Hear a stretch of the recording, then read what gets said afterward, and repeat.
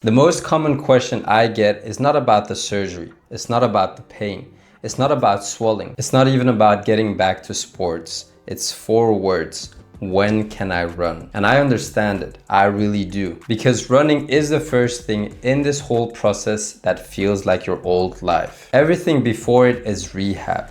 Everything before it is a clinic and a table and a resistance band and somebody counting your reps. Running is you outside, moving like a person again. So I get why you want it. But here's what I need you to hear before anything else in this episode. Most of you are going to be given a date. Your surgeon will say 3 months. Your physio will say when it feels good. And you will take that date, you will circle it, and you will count down on it. And on that specific day, you will go out and you will run. And here is the part nobody prepares you for. It will feel fine. But that's the trap. And that's the whole episode right here. Running with a knee that isn't ready doesn't hurt. There is no alarm. There is no moment where your leg tells you that you went too early.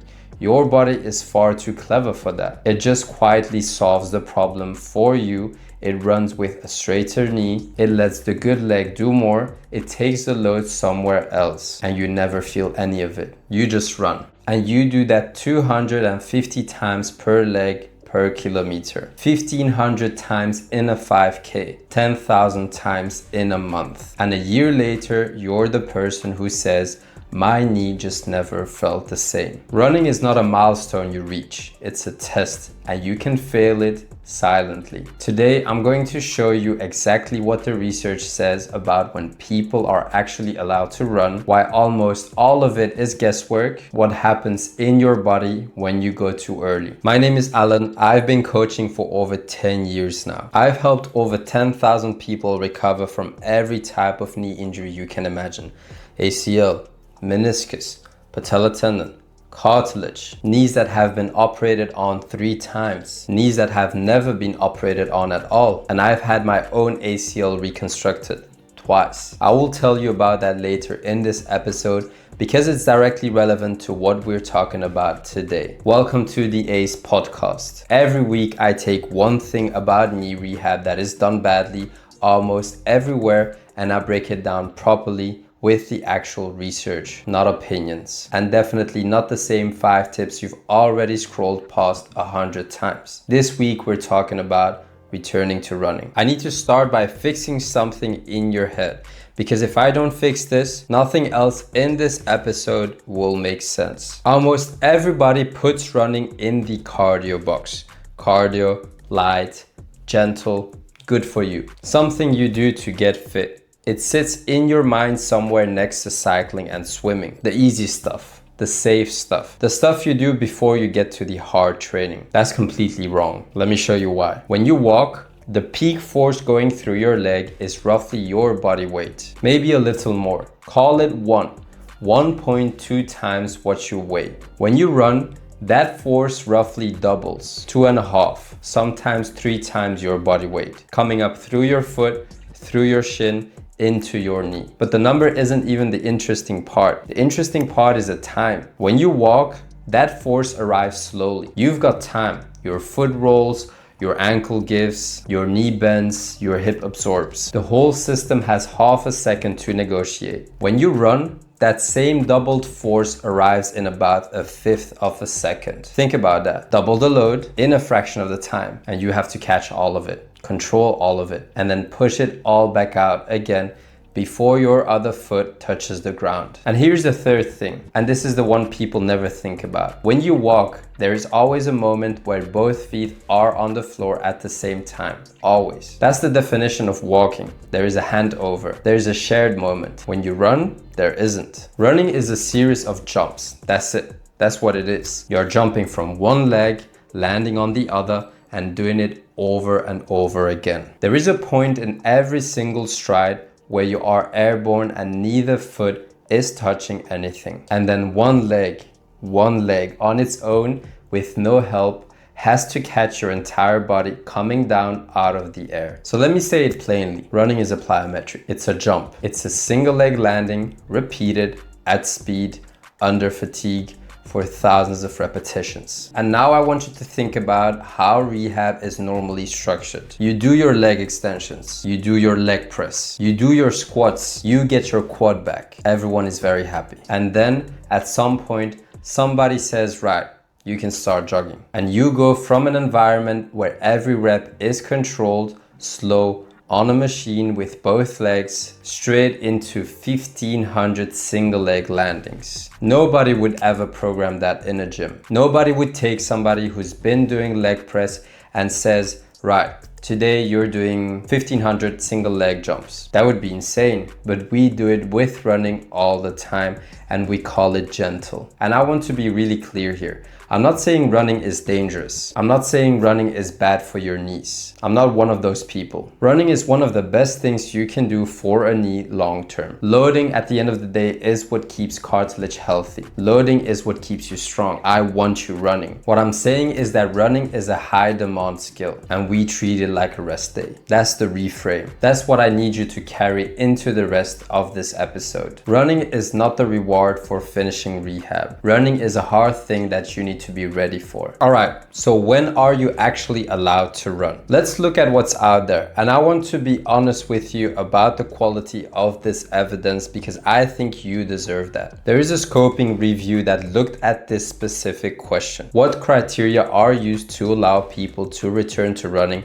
after ACL reconstruction? They went through the literature, over 200 studies. And the headline number that everybody quotes from it is this: the median point at which people were allowed to start running was 12 weeks after surgery. 12 weeks, 3 months. And you will hear that everywhere. It's on every website. It's in every protocol. But here's what almost nobody tells you about that number. The spread around it was enormous. Some studies had people running at 4 weeks. Some had them waiting past 6 months. It wasn't 12 weeks with a bit of variation either side. It was a range so wide that the median almost stops meaning anything. And more importantly, and this is the part that actually matters, most of those decisions weren't based on anything tested. They were based on the calendar. It's the date.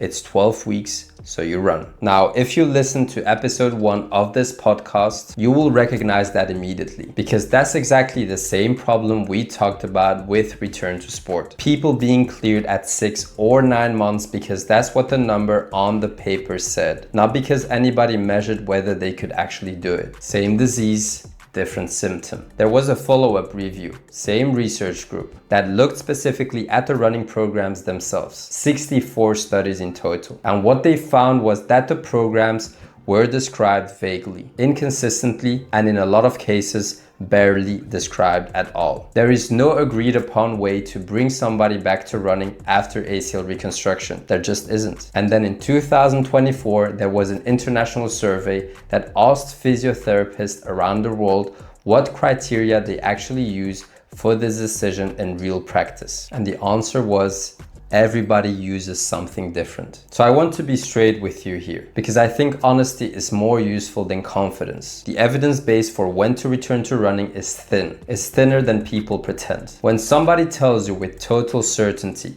you can run at 12 weeks, they are not quoting settled science to you. They are quoting a median from a group of studies that mostly use the calendar to make that decision in the first place. But, and this is important, thin evidence is not no evidence. Because when you look across all of those studies and all of those surveys, the same handful of criteria keep showing up. Different researchers, different countries, different clinics, and they keep landing on similar things. And the ones that keep appearing are these. Number 1, full knee extension.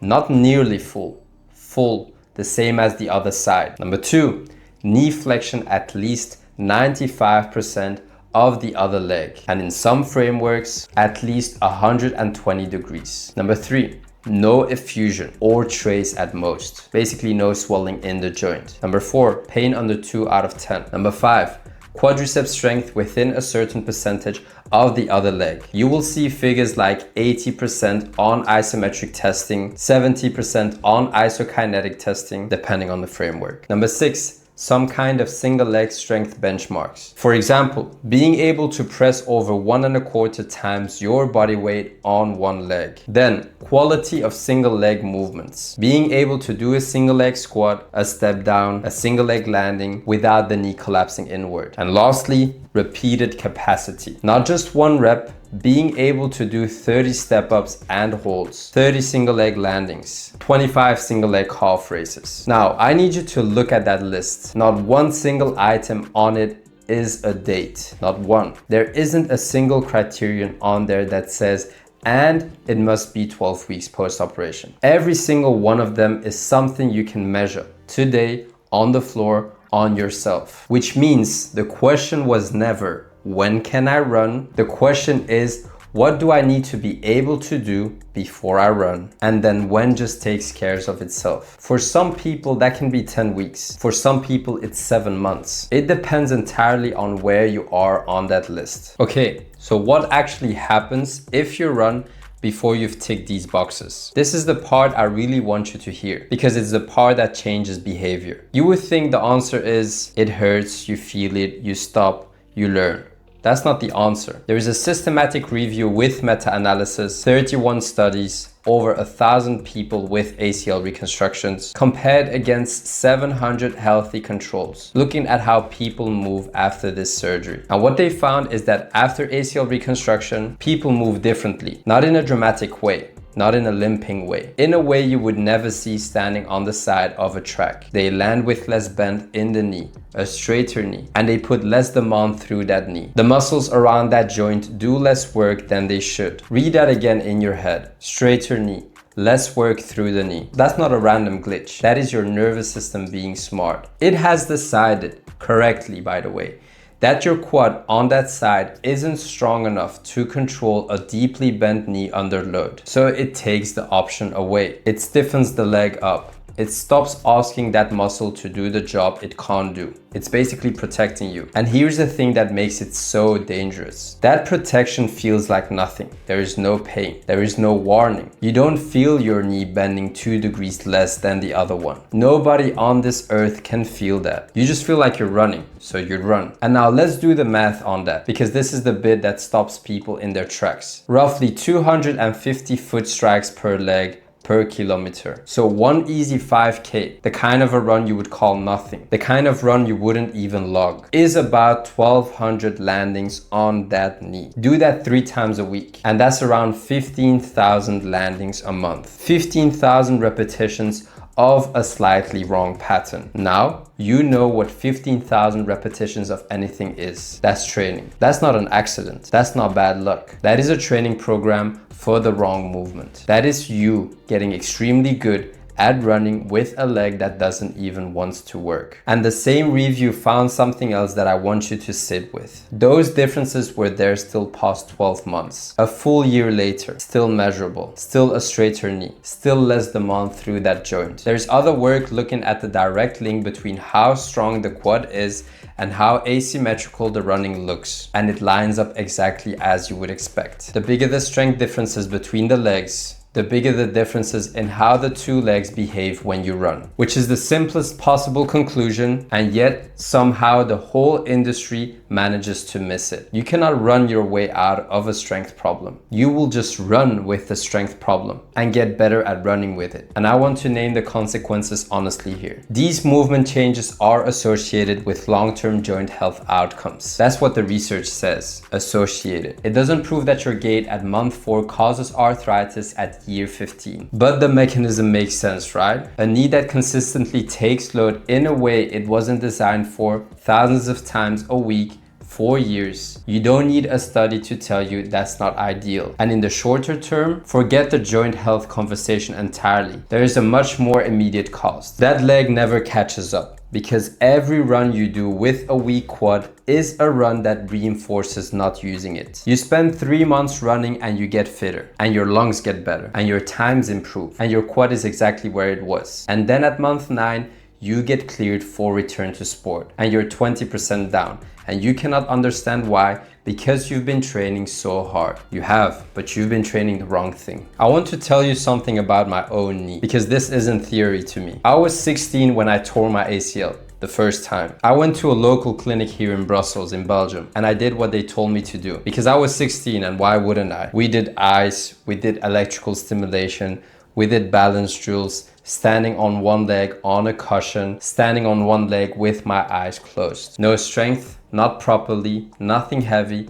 nothing that would have actually changed the size of my quad. And no tests, not one. Nobody ever measured my leg against my other leg. Nobody ever put a number on anything. And I remember when they told me I could start running again. I don't remember the exact week, but I remember the feeling because it was the best moment of the whole thing. It was the first moment where I thought, okay, I'm actually coming back. Nobody tested me before the run. Nobody looked at my extension. Nobody checked my swelling. Nobody watched me do a single leg squat. Nobody asked me to land on one leg and hold it. Somebody just looked at a calendar and said, yeah, you're about ready. And I ran and it felt fine. Of course it felt fine. It always feels fine. That's the whole point of this episode. At 6 months, they cleared me. Full clearance. Go and play, they said. And I went back and I tore it again. And for a long time, I told that story as a story about the clearance, about the 6 months, about being sent back before I was ready. And that's true, but it's not the whole thing because the clearance wasn't the mistake.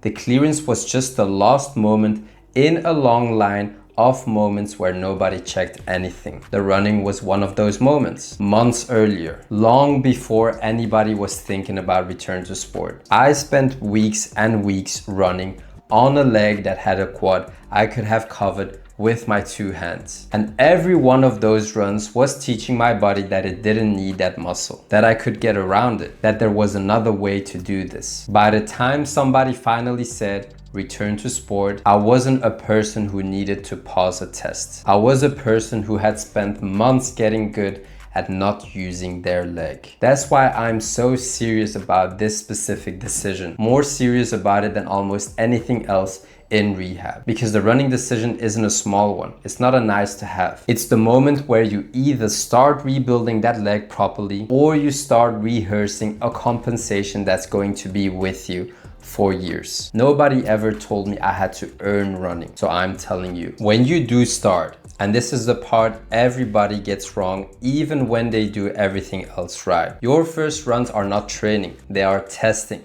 So build them like tests. Start with walk-run intervals, not a continuous run. Something like a minute of running, a minute of walking, and a total running time of around 10 minutes. That's it. That's your first session. And yes, it will feel very easy. Good. It's supposed to. You're not there to get fit. You're there to collect data. Add volume before you add speed. Always, every time. Duration first, frequency second, intensity lost. The number of people who blow this up by deciding to go a bit quicker in week 2 is enormous. And never run 2 days in a row for at least the first few weeks. Your knee's response is always delayed. If you run Monday and Tuesday, you've made the decision to run again before you've seen what Monday did. And here is your single most important instrument, the next morning. Not how it feels during, not how it feels an hour after. The next morning. 3 questions every time.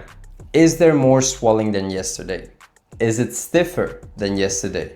And does it feel heavier or more tired than yesterday? If the answer to any of those is yes, that run was too much. Not catastrophic, not damaging, just too much for right now. Back off, let it settle, and repeat the previous step instead of progressing. If the answer to all 3 is no, you've paused, you've earned the next step. That's it. That's the whole monitoring system. It's free. It takes 10 seconds and it's more reliable than any protocol anybody will ever hand you because your knee is telling you the truth every single morning. Most people just never ask. Quick word on setbacks because I don't want anybody finishing this episode terrified of running. A setback is not a re-tear. A setback is not your graft failing. That's not what we're talking about. A setback 99 times out of 100 is this. You did more than the joint was ready for. Then the joint got irritated, it swelled a bit, and now your quad has switched off again. And if you listen to episode 2, you know exactly why that matters. Because swelling inhibits the quad. It doesn't ask for permission. A small amount of fluid in that joint and the muscle just turns down. So the real cost of a setback isn't the swelling. The swelling goes away in a few days. The cost is that you've just knocked out the muscle that you spent 3 months building. And now you're not just resting, you're rebuilding activation you already had. That's why I'm strict about this. Not because I think one run is going to destroy your knee, it won't. But because every setback costs you weeks